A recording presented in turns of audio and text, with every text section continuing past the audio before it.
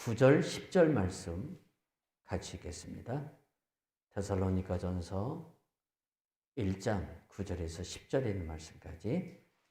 그들이 우리에 대하여 스스로 말하기를 우리가 어떻게 너희 가운데에 들어갔는지와 너희가 어떻게 우상을 버리고 하나님께로 돌아와서 살아계시고 참되신 하나님을 섬기는지와 또 죽은 자들 가운데서 다시 살리신 그의 아들이 하늘로부터 강림하실 것을 너희가 어떻게 기다리는지를 말하니 이는 장래의 노하심에서 우리를 건지시는 예수시니라.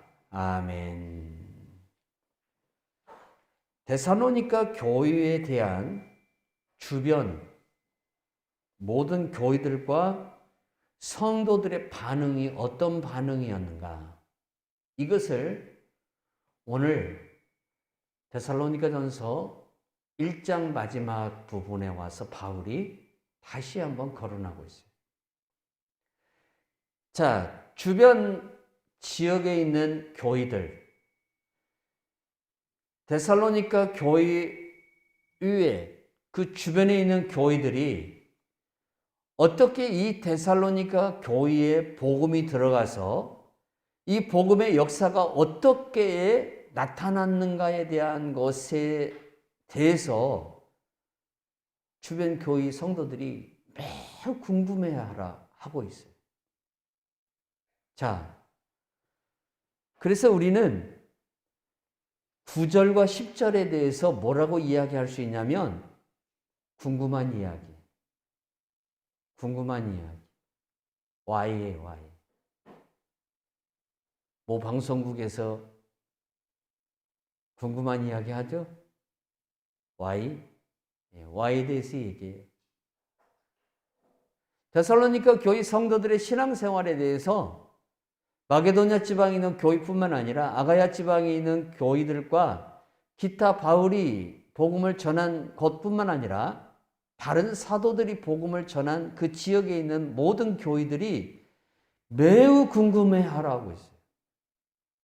대체 이 교회가 어떻게 해서 이렇게 부흥하게 되고 어떻게 해서 이 교회가 이렇게 정말 소문난 교회가 될 수 있었단 말인가? 이걸 매우 궁금해하라고 있어요. 자, 그래서 주변에 있는 그 지역에 있는 교회들이 또 성도들이 데살로니가 교회 성도들에 대한 소문을 듣고 큰 감명을 받아요. 큰 감명을 받아요. 그래서 9절에 그들이라는 말씀이 이제 시작되는데 그들이 여기서 말하는 이 그들이 누구냐면 데살로니가 교회를 제외한 그 주변에 있는 많은 교회들과 아가야 지방뿐만 아니라 데살로니가 지방, 그 마게도냐 지방이죠. 그러니까 마게도냐 지방에 있는 여러 교회들 그리고 기타 타 지역에 있는 소아시아에 있는 교회들까지도 데살로니가 교회에 대한 소문을 들었어요. 그리고 그들이 이제 그 소문을 들은 그분들이 매우 궁금해하라 하는 거예요. 무엇을? 데살로니가 교회 성도들의 신앙에 대해서 매우 궁금해하라. 알고 싶어라. Y예요, Y. 뭐 굉장히 멋진 교회잖아요. 정말 멋진 교회. 정말 사도 바울이 고린도 교회에서 세우려고 했던 그의 목회적 철학이 데살로니가 교회에서 나타나요. 얼마나 신앙생활을 잘하면, 얼마나 신앙생활이 모범이 되면 주변에 있는 하나님의 복음이 들어간 지역마다, 교회들마다 데살로니가 교회 성도들에 대해서 배우고 본받고 따르려고 했냐 이거예요. 어떻게? 대체 이 사람들이 어떤 신앙생활을 했길래? 그래서 주변 사람들은 매우 궁금해하라 했어요. 자, 첫 번째 그들이 궁금해한 게 뭐예요?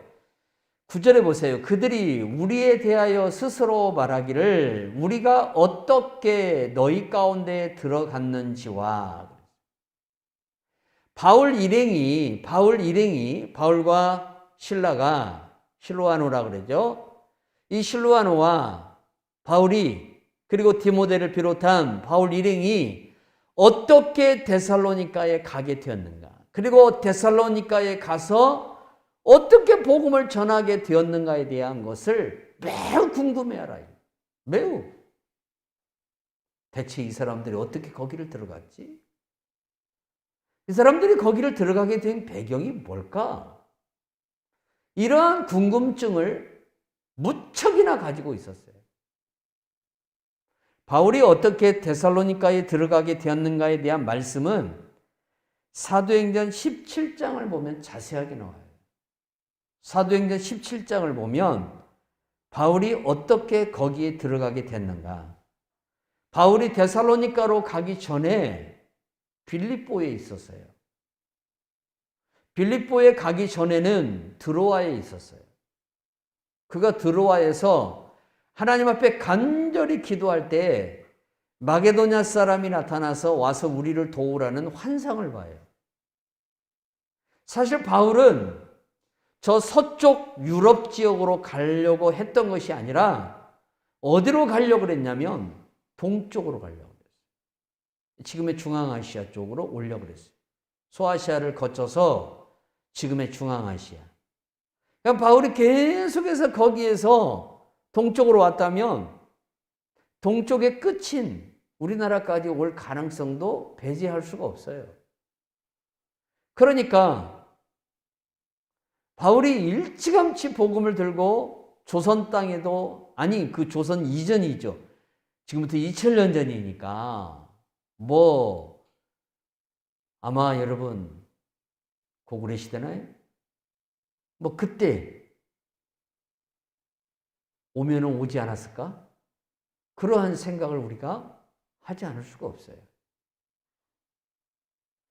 그러니까 여러분 보세요. 바울이 동쪽을 향해서 만약에 왔다면 바울 일행이 벌써 죽었어요. 왜 그러냐면 그때만 해도 이 동쪽 지방에 있는 사람들이 야만족으로 살아가던 시대였기 때문에 그들은 깨어있는 어떤 민주적인 어떤 그러한 생각을 가지고 있지 않는 아주 야만적인 그러한 삶을 살아가는 시대의 사람들이었어요. 그래서 바울 일행이 복음을 들고 왔을 때에 바울 일행이 쉽게 죽을 수밖에 없는 그러한 시대적 배경을 가지고 있었어요. 그러나 서쪽으로 갔을 때에 지금의 마게도냐 지방이 어디냐면 그리스예요. 그리스로 갔을 때에 거기에는 당대에 이미 민주주의가 어느 정도 토착화되어져 있는 그런 상황이었어요. 왜 그러냐면 마게도냐 출신들의 그 출신인 철학자들이 소크라테스, 플라톤, 아리스토텔레스 이런 사람들이에요. 그리고 거기에는 궤변론자들, 소피스트라고 하죠. 이러한 사람들도 허다하게 있었어요. 철학의 나라예요. 이 철학을 기반으로 해서 아테네에 민주주의가 발달하고 그리고 올림픽이 이제 최초로 시작이 되는 거예요. 그러한 경기들이 시작이 되는 거예요. 자, 이러한 과정을 통해서 우리가 알 수 있는 것이 사람의 인격을 존중하는 어떤 시대적인 풍도가 조성이 되어 있는 그러한 지역이 당대의 유럽 쪽이었어요. 그것도 남유럽, 지금의 그리스. 그래서 성령께서 이미 많은 철학적인 기반을 가지고 깨어있는 그 사람들에게 바울을 향하게 만들어요. 바울의 발걸음이 저희 야만적인 무지한 자들을 향하지 않고 그래도 철학적 기반을 통해서 지혜를 추구하는 헬라인들을 향해서 가게끔 인도하셨다는 거예요. 왜 그랬을까요? 그래도 그들이 복음을 접했을 때에 야만적인 그러한 태도를 취하는 자들보다는 지혜를 추구하는 자들이 그래도 그 복음에 대한 반응이 더 빨리 나타날 수 있기 때문에 성령님은 바울 일행을 마게도냐로 향하게 만드신 거예요. 그래서 바울이 드로아에서 이제 빌립보로 가죠. 그 빌립보가 유럽 최초의 교회예요. 유럽 최초의 땅으로 이제 바울이 들어가서 복음을 전합니다. 그리고 거기 교회를 세웁니다. 근데 여기에서도 바울이 환난을 당하죠. 이 환난으로 도리어 바울은 하나님의 교회를 거기에 세우는 결과를 가져와요. 그리고 이제 바울이 어디로 가요? 데살로니가를 향하여 가다가 두 곳을 거칩니다. 빌립보와 데살로니가라는 지역으로 가기 중간에 두 군데를 들리는데 암비볼리와 아볼로니아라는 지역을 들립니다. 지금도 여기에 가면 바울이 지나간 흔적이 남아 있습니다. 바울 기념교회당이 지금도 있고요. 바울이 지나간 그 도로, 옛적에 바울이 지나갔던 그 옛날 도로, 그 도로가 지금도 그대로 남아 있습니다. 심지어 여러분 이스라엘 땅에 가면 아브라함과 이삭과 야곱이 지나갔던 도로가 현재도 남아 있어요. 그대로 보존되어 있어요.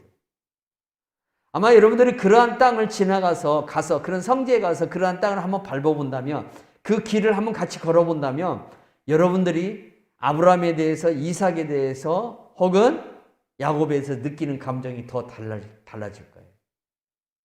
아마 여러분들이 그리스 여행을 가가지고 바울이 지나갔던 그 빌립보에서부터 쭉 데살로니가까지 가는 그 여정이 걸어가는 여정이잖아요. 이 걸어가는 이 여정 속에 두 곳을 들려요, 바울이. 바로 암비볼리와 아볼로니아예요. 이 두 곳을 여러분 우리가 지나간다고 한번 생각해 보세요. 이 지역을 한번 바울이 걸었던 이 길을 한번 우리도 걸어본다고 생각해 보세요. 여러분 내 감정이 어떻겠습니까? 그때 느껴지는 내 감정이 얼마나 여러분 크게 다가오겠습니까? 2000년 전에 사도 바울이 걸었던 그 길을 나도 걷는다 이거죠. 스페인에 가면 순례자의 길이 있어요. 순례자의 길이. 그 길을 누가 걸었어요? 예수님의 12 제자 중에 여러분 안드레가 있습니다. 이 안드레가 걸었던 길입니다. 이 길이. 쫙 가면서 그 길을 가면서 전도를 한 거죠. 근데 오늘날 그게 관광 코스가 돼 있잖아요. 수많은 사람들은 트레킹을 통해서 그 길을 막 걸어요. 몇 박 며칠 막 그렇게 정해놓고. 사실은 프랑스에서부터 출발해요. 스페인까지. 그런데 우리는 똑같이 그 길을 걸어간다면, 우리도 똑같이 그 길을 걸어간다면, 지금부터 2000년 전에 예수님의 제자가 걸어간 그 길, 전도하면서 걸어갔던 그 길을 우리도 걸어갈 때에 얼마나 큰 감동을 받고 감명을 받겠냐 이거예요. 좀 이러한, 우리가 좀 돈을 벌으면요, 좀 이러한 데에 좀 쓸 줄 아는 성도가 돼야 돼요. 이런 데. 아브라함이 걸었던 그 길도 한번 가서 한번 밟아보고, 예수님의 제자가 스페인까지 가서 복음을 전하던 그 여정을 한번 밟아보고, 바울도 스페인에 갔잖아요. 로마 교회 편지할 때 내가 서바나로 가기를 원한다 그러잖아요.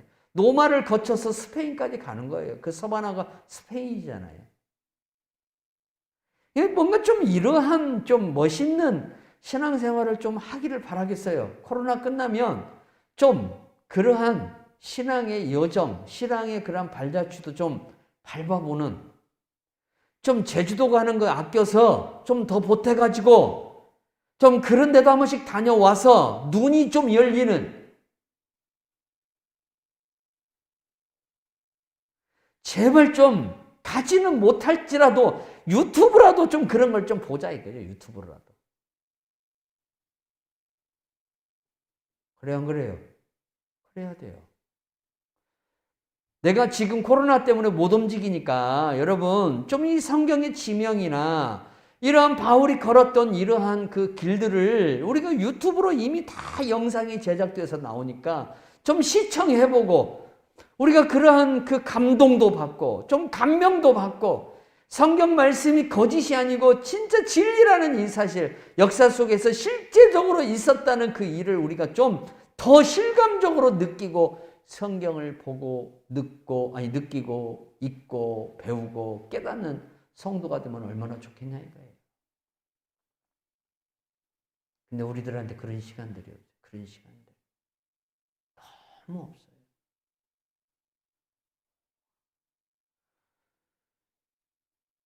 미스터 트롯 보지 마시고 성경 지리 유튜브로 시청하시기를 바랍니다. 할렐루야. 자, 궁금한 이야기. 우리가 어떻게 너희 가운데에 들어갔는지. 이것을 바울이 이제 거론하면서 사도행전 17장에 나오는 이 말씀을 이제 같이 배경으로 삼아서 이야기하는 거예요. 데살로니가까지 어떻게 들어가게 됐는가? 자, 데살로니가에 들어가서 또 어떤 일이 있었는가? 심각한 일이 있었어요. 굉장히 큰 환난에 처했어요. 빌립보에서도 마찬가지였지만 데살로니가에서도 마찬가지였어요. 그런데 데살로니가에서 대부흥이 일어나요. 여러분 사도행전 17장을 보면 큰 무리, 헬라의 경건한 큰 무리가 바울이 전하는 복음을 듣습니다. 그리고 복음을 영접합니다. 그것뿐만 아닙니다. 당대에 그 지역의 귀족들의 부인들이에요. 이 부인들이 복음을 영접합니다. 복음을 영접해서 데살로니가 교회가 이제 세워지게 되는데 안식일 날 바울이 유대인의 회당에 들어가서 말씀을 전해요. 말씀을 전하는데 말씀을 강론하는데 그때에 부흥의 역사예요. 성령이 역사하셔서 헬라의 많은 그 사람들이 예수님을 믿고 경건한 사람들이라고 그랬어요. 그리고 많은 귀부인들이 복음을 듣고 예수님을 영접해요. 자, 이 복음의 역사, 이 성령의 역사가 일어나니까 마귀가 가만히 있겠어요? 마귀가 뒤집어 엎어요. 성령이 역사하는 자리에 꼭 마귀가 와 있어요. 마귀가 같이 역사합니다. 마귀는 시기하고 질투하고 아주 못된 것은 다 골라서 합니다. 예? 주일날 목사가 한 주간 열심히 준비하고 기도해서 말씀 전할 때 목회자에게 힘 팍 빠지라고 어떻게 합니까? 안 듣는 성도들을 앞에다가 데려다 놓습니다. 안 듣는 성도들. 어떻게 합니까? 다 알고 있다고 얘기합니다. 알고 있다고. 제가 그걸 보잖아요. 눈앞에서 보잖아요. 그럼 제가 얼마나 힘이 빠지겠어요. 제 집사람이 늘 하는 말이 뒤에 잘 듣는 성도들 보라고.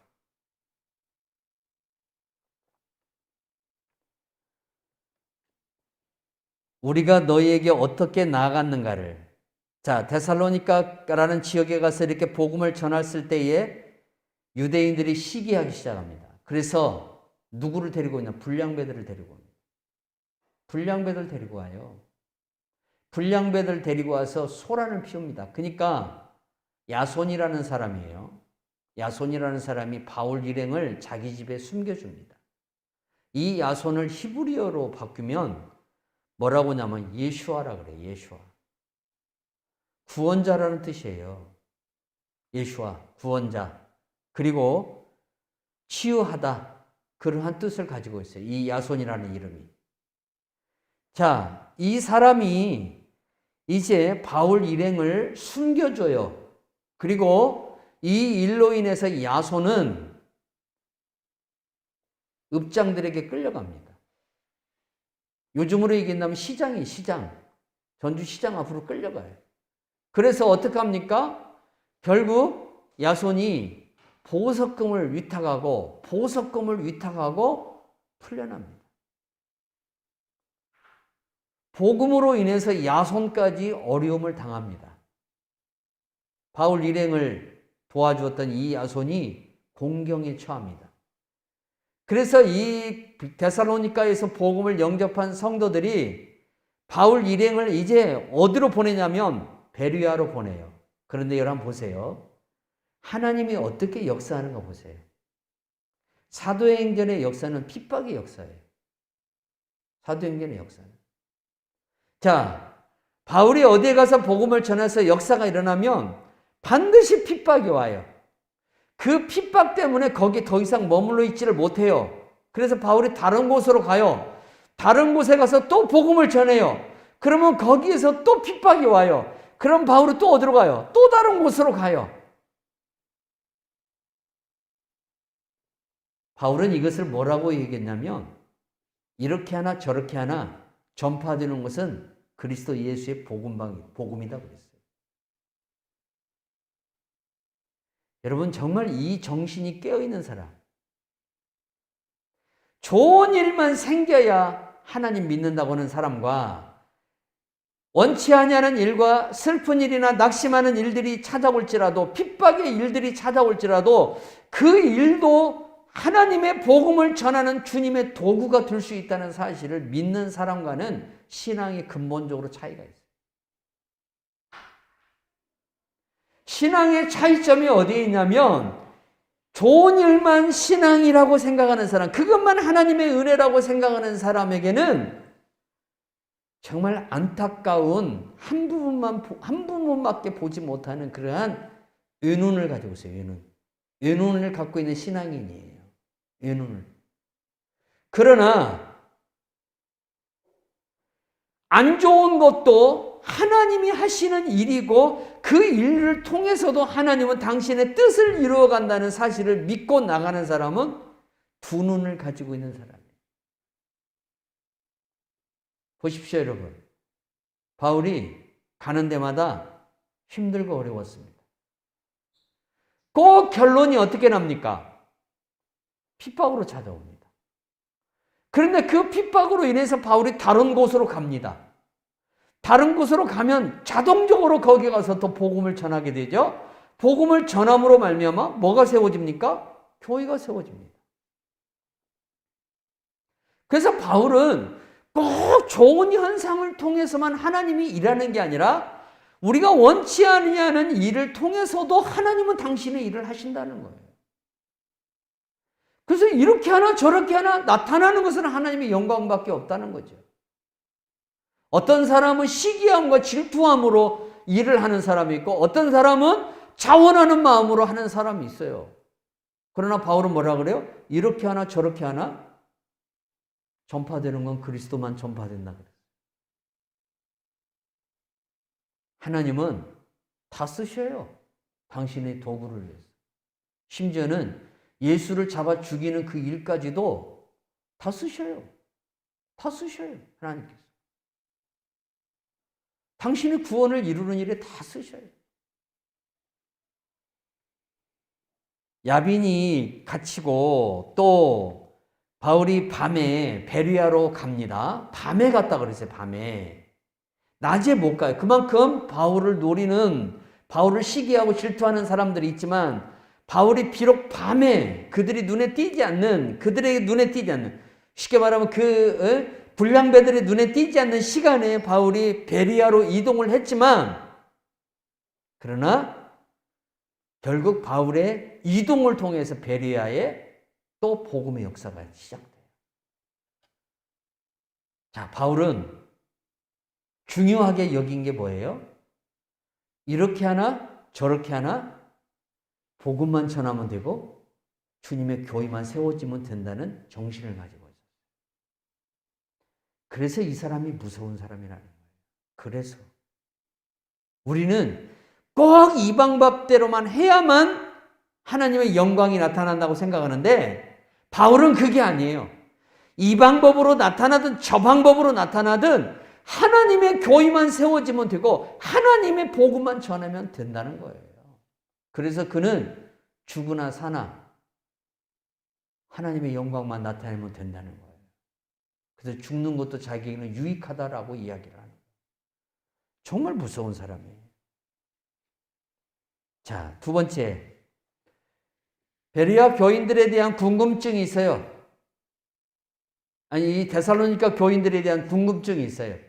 뭡니까? 그 소문을 들은 교인들이 이 데살로니가 교인들에 대해서 두 번째 갖는 궁금증이 뭐냐면 그들이 어떻게 우상을 버렸느냐예요. 그들이 어떻게 우상을 버렸느냐. 이게 굉장히 중요한 문제입니다. 자, 우상을 버린다는 이 문제가 쉬운 문제가 아닙니다. 절대 쉬운 문제가 아니에요. 내가 지금까지 해오던 그 일을 끊는다?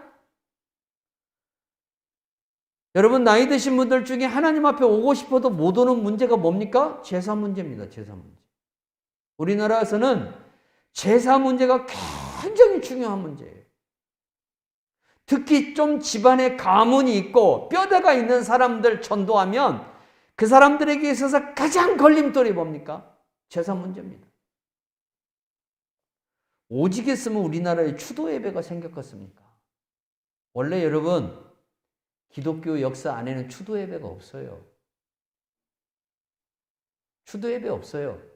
그런데 공자님의 말을 잘 따르는 이 조선의 성리학자들이 조상을 잘 섬기한다는 이 교훈으로 인해서 우리나라의 조선 500년 동안 그게 뿌리 깊게 내려갔어요. 뿌리 깊게.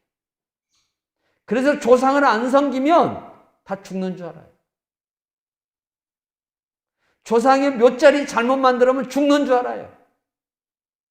그래서 조상과 관련된 것들은 다 누구한테 가서 물어봐요? 무당한테 가서 물어보는 거예요. 어떻게 해야 합니까? 어떻게 해야 합니까? 오직하면 우리 선교사님들이 추도 예배를 만들어냈겠어요. 제사는 꼭 드려야 되겠는데 주님은 우상 앞에 절하지 말라고 하니까 그걸 하나의 어떤 묘한 방법으로 만드는 게 뭐냐면 상은 차려서 밥은 먹되 예배로 드리자. 절하지 말고 예배로 드리자. 아주 기발한 아이디어예요. 이 한국 교회만 있는 예배예요, 이게. 여러분, 이게 다른 나라 가면 없어요. 다른 나라 기독교는 없어요. 나는 여러분들에게 부탁하고 싶은 것은 뭐냐면 나중에 여러분이 죽거들랑 아니 여러분 선조가 죽거들랑 추도 예배도 드리지 않기를 바랍니다. 될 수 있으면 어쩔 수 없는 상황이는 어쩔 수 없지만 웬만하면 그것도 정상적인 기독교는 아닙니다. 이미 하나님 앞에 간 사람들이에요. 이미 하나님 앞에. 그러니까 산자와 죽은 자를 심판하시는 하나님 앞에 이미 갔기 때문에 그들의 모든 것은 이제 하나님 손에 달려있어요. 땅의 사람들이 그 사람들의 영혼을 뭐 천국에 보내달라, 지옥에 보내달라, 우리가 여기서 아무리 요구를 해도 끝난 거예요. 이미 끝난 거예요. 한 영혼은요, 한 사람의 영혼은 죽음으로 끝나요. 모든 게 끝나요. 그 다음에 심판만 있을 뿐이에요. 지옥에 있느냐, 천국에 있느냐, 이거 위에는 없어요. 자, 우상이라는 것도 우리나라에서 이렇게 중요한데 여러분 지금 이 사람들이 몇 년 동안 우상을 섬겨온 줄 알아요? 수세기 동안 우상을 섬겨왔어요. 특히 여러분 데살로니가에서 멀리 떨어지지 않은 곳에 무슨 산이 있다고요? 올림푸스 산이 있다니까요. 그 올림푸스 산에는 유명한 그리스 신화에 나오는 신들이 다 있어요. 제우스를 비롯한 모든 신들이 거기에 다 있어요. 그리고 바울이 복음을 전하던 이 시대에 사람들은 그 올림푸스 산에 있는 그 신들에 대한 형상을 만들어 갖고 각 지역마다 신상을 만들어, 신상. 그래서 이 신상들을 섬기게 했어요. 마치 모세가 이스라엘 백성들을 데리고 광야로 나왔을 때에 그리고 모세가 시내산에 올라가서 하나님을 만나고 있을 때 저 산 아래에 있는 백성들이 송아지 형상을 만들어 놓고 이 하나님이 이렇게 생겼다. 그리고 이 신이 우리를 여기까지 인도했다고 하면서 축제를 벌이면서 그 우상을 섬길 때의 모습하고 똑같은 거예요. 하나님은 모세에게 그 시간에 뭐라고 했냐면 내 앞에 다른 신을 두지 말라고 그랬어요. 나를 위하여 어떤 형상이나 어떤 우상도 만들지 말라고 그랬어요. 하나님이 이렇게 생겼을 것이다 라는 어떤 형상도 만들지 말라는. 그렇게 말씀하고 있는 그 사이에 당신의 백성들이 저 산 아래에서 뭐하고 있어요? 송아지 형상으로 만들어 놓고 그게 하나님이다. 참, 이 우상이라는 것은요, 정말 묘합니다. 끌리는 그 미혹의 영이 있습니다. 이 우상은 사람을 끌어들입니다. 현대인들에게 우상은 돈이 될 수도 있고, 사람이 될 수도 있고, 이단의 교주가 될 수도 있고, 여러분, 교회의 목사도 우상이 대상이 될 수가 있어요. 잘못하면 하나님을 믿고 예수님을 믿고 성령님을 믿는 게 아니라 목사를 믿어요. 잘못하면 그렇게 돼요. 잘못하면 큰일 나요. 목사는 신이 아니에요. 여러분, 예수님만 믿으세요. 목사는 예수의 종일 뿐이에요. 근데 여러분, 교회가 커질수록 목사님이 잘못하면 신이 되더라고요. 신이. 참 위험한 거예요. 엄청나게 위험한 거예요. 자, 이들이 우상을 버리고 하나님께로 돌아왔다 그랬어요. 돌아왔다. 돌아와서 헬라어로 에페스트 렙사테라는 말인데 완전하게 전환했다라는 뜻이에요. 완전하게 돌아섰어요. 이제까지 우상을 섬기던 이 사람들이 완전하게 돌아섰어요. 완전하게. 우상을 완전히 끄는 거예요. 이들에게는 추도 예배도 없어요. 비슷한 제사 비슷한 추도 예배도 없어요. 이들에게. 자, 이렇게 완전히 돌아섰어요. 완전하게 돌아섰습니다. 자, 신약 성경에는 사람이 죄를 회개하고 돌아서는 장면을 두 가지로 묘사하고 있는데, 하나는 오늘 우리가 본문에서 말하는 에페스트 렙사타이라는 이 말과, 또 하나는 메타노이아라는 말이 있어요. 고치다라는 말이에요. 고치다. 나의 습관, 나의 생활을 고치다. 그런데 바울이 여기에서 고치다라는 용어를 쓰는 게 아니라 이 사람들이 우상을 버리고 완전히 돌아섰다는 더 강력한 용어를 쓰고 있어요. 그러니까 데살로니가 교회 성도들이 완전히 세상을 끊어버린 거예요. 세상에서 살아오던 자기들의 옛날의 그 관습, 습관들을 다 끊어버린 거예요. 끊어야 돼요. 썩어져가는 구습을 끊어야 돼요. 그거 안 끊으면 여러분, 죄송해요. 천국 못 가요. 죄를 끊지 않으면 천국 못 가요. 끊어야 돼요. 죄를 끊지 않는 것은 회개하지 않았다는 겁니다. 돌아서지 않았다는 겁니다. 겉으로만 예수 믿는 척 하는 거예요. 진짜 예수 믿는 사람이 아니에요. 완전히 돌아서야 돼요. 내가 이제까지 살아오던 그 삶의 방식으로부터 완전히 이탈해야 돼요. 완전히 이탈해야 돼요. 거기서 잠깐 고치는 게 아니에요. 완전히 돌아서야 돼요. 완전히. 그렇지 않으면 천국 못 가요. 정말 죄송한데 천국 못 가요. 그 사람에게는 심판밖에는 없어요. 그래서 예수님도 마태복음 3장 8절에서 그러므로 회개에 합당한 열매를 맺고 라는 말씀을 하세요. 회개의 중요성이 얼마나 강조되고 있습니까? 예수님이 첫 번째 입을 열어서 전한 복음이 뭡니까? 회개하라. 천국이 가까웠네. 회개하라. 이거예요. 데살로니가 교회 성도들이 바울의 복음을 듣고 이제까지 섬기던 우상으로부터 완전히 돌아섰어요. 완전히.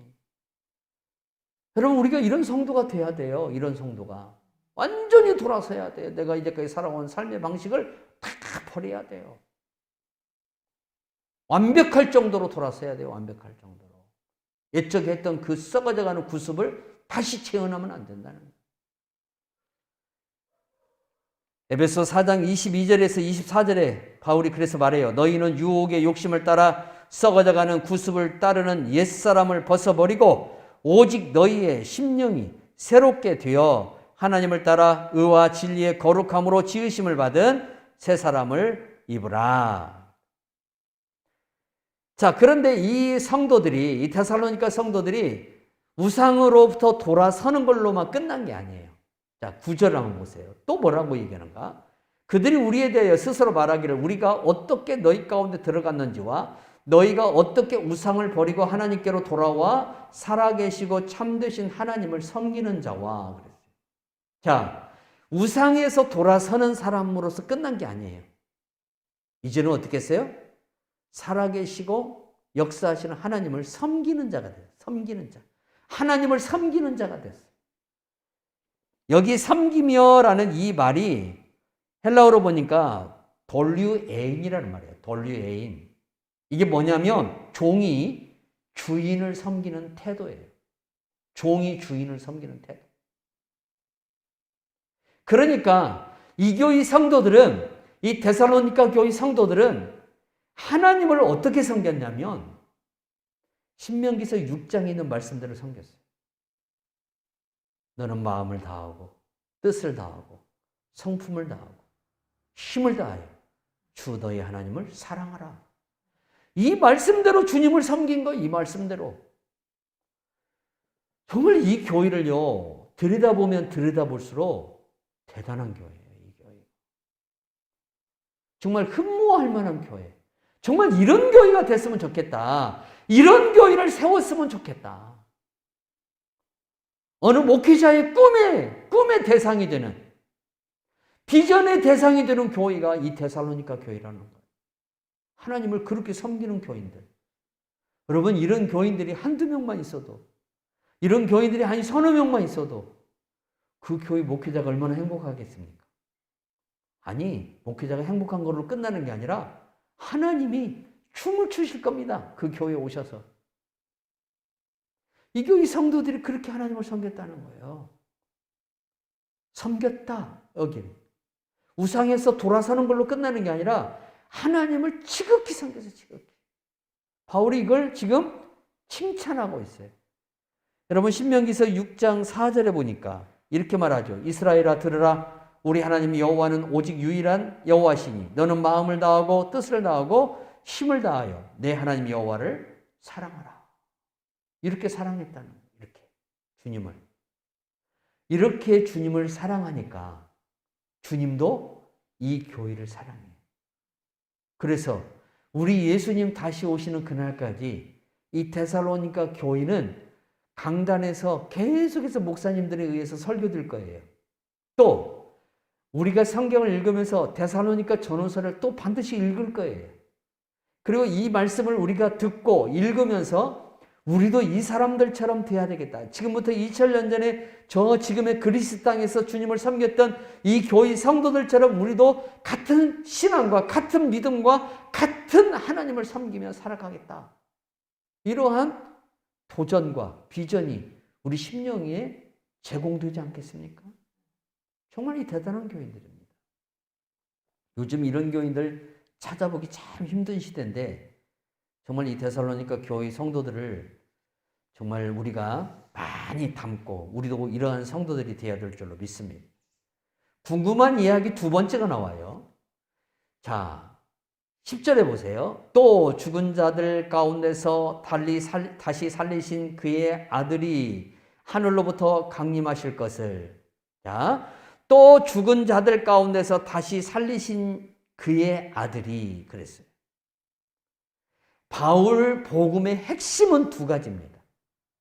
바울 복음의 핵심은 두 가지인데 그게 뭐냐면 십자가와 부활입니다. 바울은 고린도 교회에 편지할 때에 이렇게 말해요. 유대인은 표적을 구하고 헬라인은 지혜를 찾으나 우리는 십자가에 못 박히신 그리스도를 전하니 유대인에게는 거리끼는 것이요 이방인에게는 미련한 것이로되 오직 부르심을 받는 자들에게는 유대인이나 헬라인이나 그리스도는 하나님의 능력이요 하나님의 지혜니라. 자, 바울에게 있어서 십자가는 하나님의 능력이고 하나님의 지혜였어요. 왜 지혜예요? 우리 배웠잖아요. 하나님께서 당신의 아들 예수 그리스도를 십자가에서 어떻게 구원을 완성하게 하는가? 당대의 대제사장을 어떻게 썼는가? 그는 예수를 죽이는 일에 혈안이 됐는데 하나님은 당시의 가야바를 통해서 하나님의 말씀, 율법을 완성해 버리잖아요. 이게 하나님의 지혜라는 거예요. 이걸 누가 따라가요? 이러한 하나님의 계획을 누가 알았어요? 사단도 몰라요, 사단도. 사단이 그걸 알았다면 가야바를 통해서 그 일을 하지 않게 하죠. 그런데 사단도 몰랐어요. 하나님의 이 뜻하시는 일들을. 그래서 가야바를 충동해서 당대의 대제사장이 예수 죽이는 일에 앞장을 서게 만들고 그가 예수를 내어줌으로 인해서 결국 뭘 완성합니까? 대제사장이 어린 양을 성소에 가지고 와서 드리는 율법을 완성하게 만들어버리는 거예요. 이게 하나님의 지혜예요. 하나님은요, 공개하지 않은 지혜를 가지고 계셔요. 그러면 우리는 무엇을 배워야 되냐면 이미 공개된 지혜가 있어요. 하나님께서 이미 공개를 하셨어요. 그 지혜를 통해서 우리가 뭘 깨달아야 되냐면 하나님은 나의 불행도 행복으로 바꾸시고 당신의 뜻을 만드는, 당신의 뜻을 이루시는 도구로 삼으신다는 것을 우리가 깨달아야죠. 십자가는 그래서 지혜인 거예요. 바울 복음의 핵심은 십자가예요.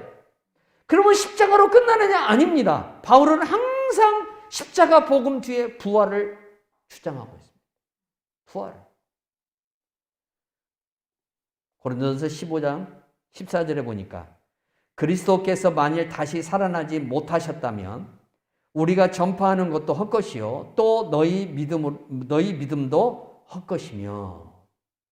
바울이 데살로니가에 가서 전한 복음의 핵심이 뭐냐면 십자가와 부활이에요. 그러니까 데살로니가 교인들이 어떤 하나님을 믿었냐면 살아계신 하나님. 고난을 당했으나 그 고난에서 다시 고난을 이기시고 그 고난을 승리하신 하나님, 살아계신 하나님. 그 하나님을 믿었어요. 바울이 가르쳐준 그대로 믿은 거예요.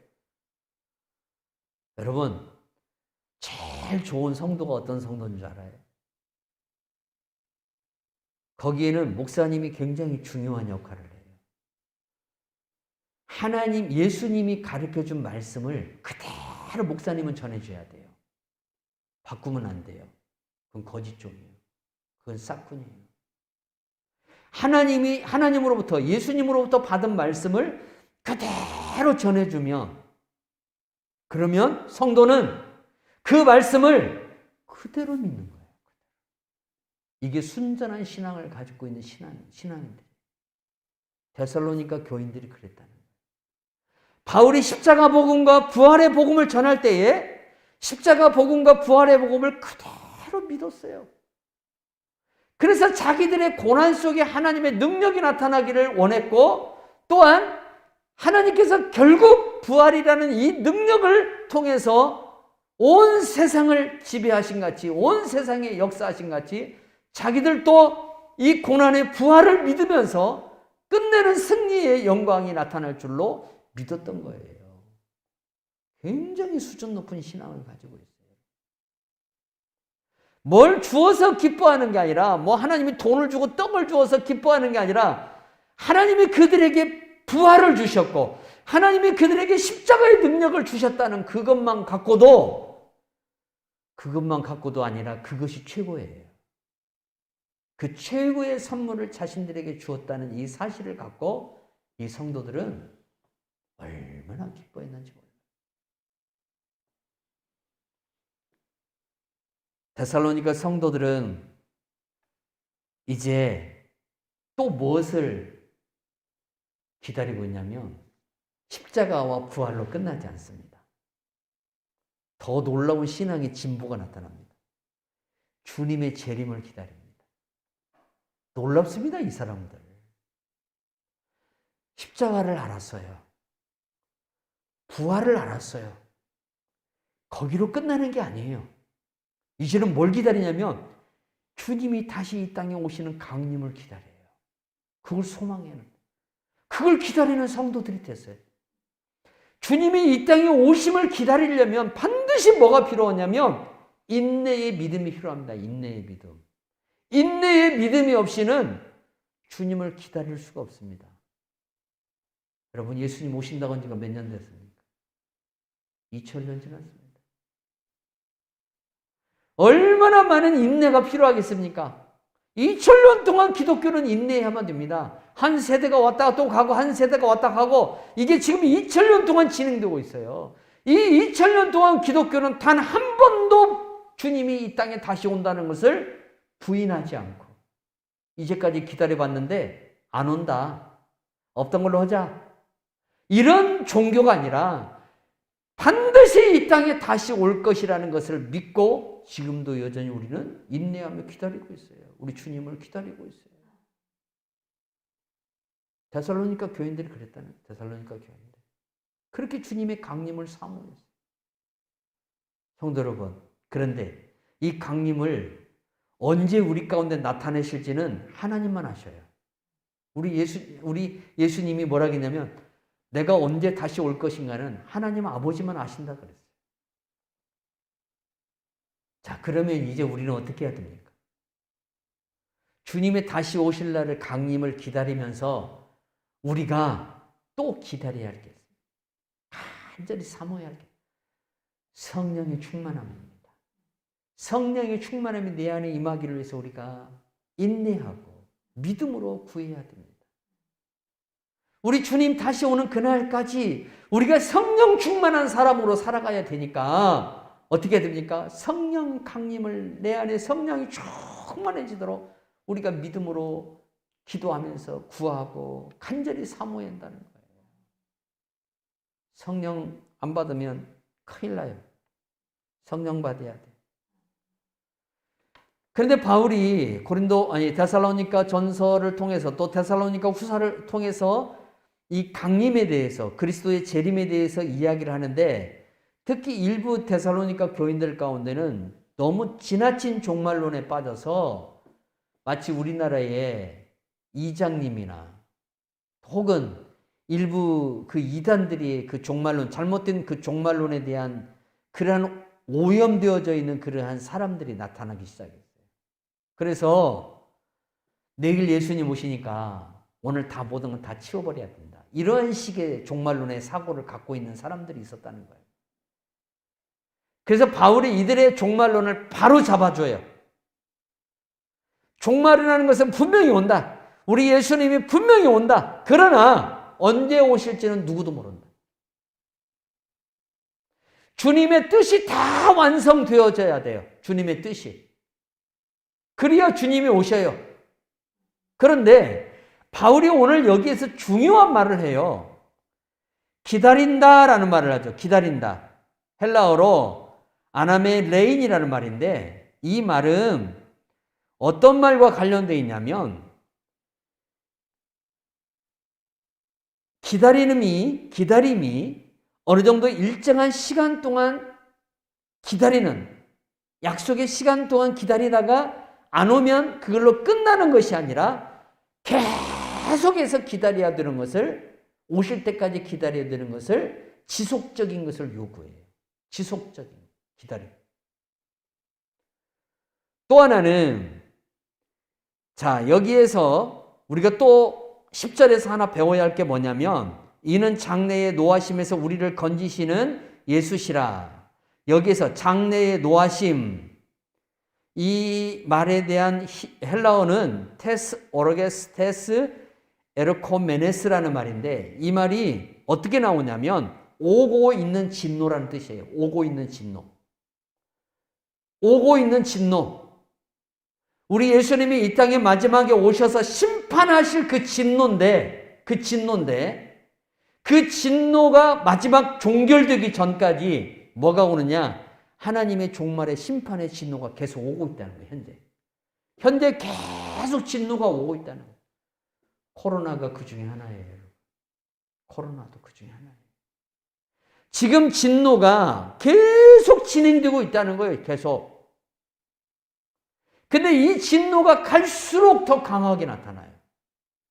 자, 인재양, 나팔재앙, 대접재앙이 여러분 계시록에 보면 나와요. 근데 인재앙과 나팔재앙이나 이 대접재앙은 똑같은 재앙이에요. 똑같은 재앙. 이것이 뭐 나팔재앙 끝나고 대접재앙이 오고 인재앙 끝나고 나팔재앙이 오고 이게 아니에요.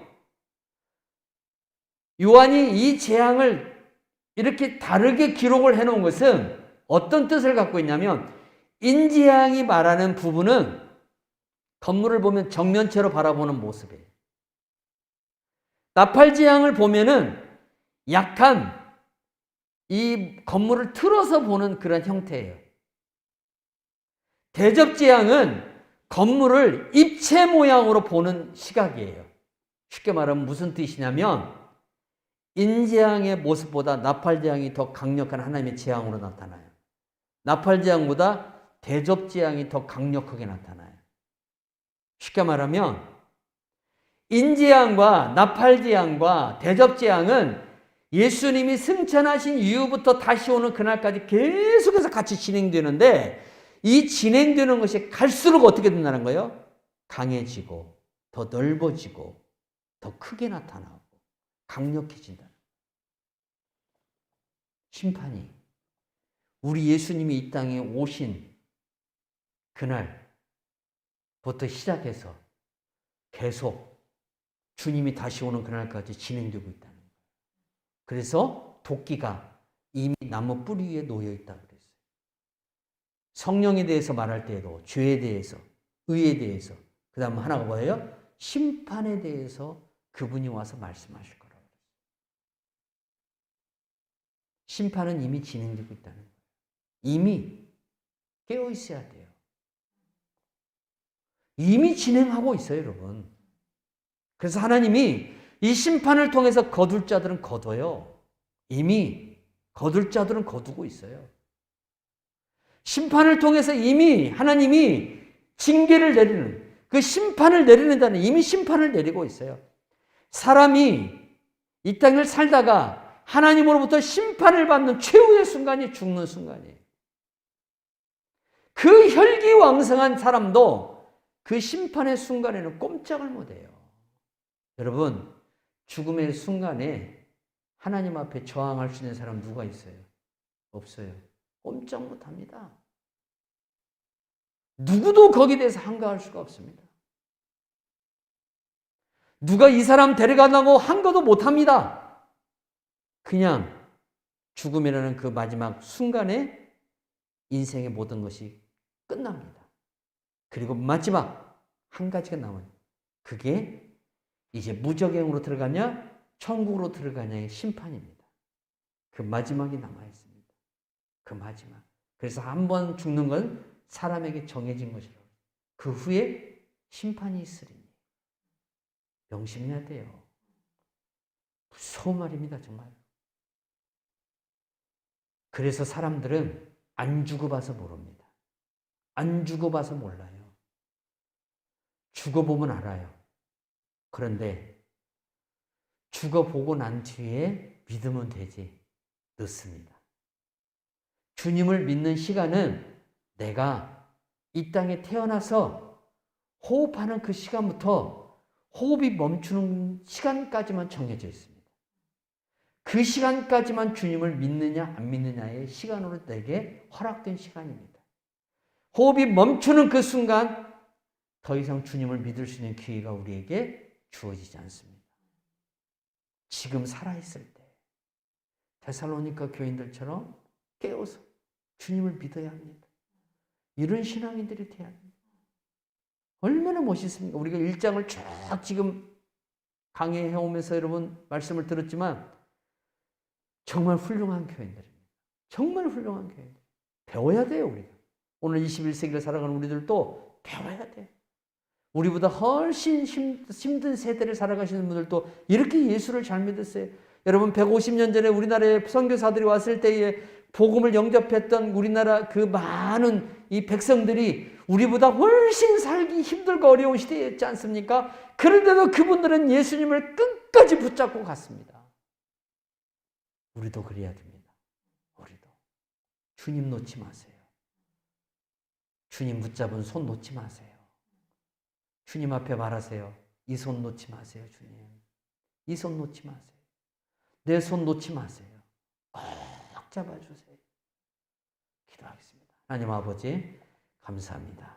오늘도 데살로니가전서 1장 9절 10절 말씀을 나누게 해주심을 감사드리옵고 예수님 이름으로 기도하옵나이다. 아멘.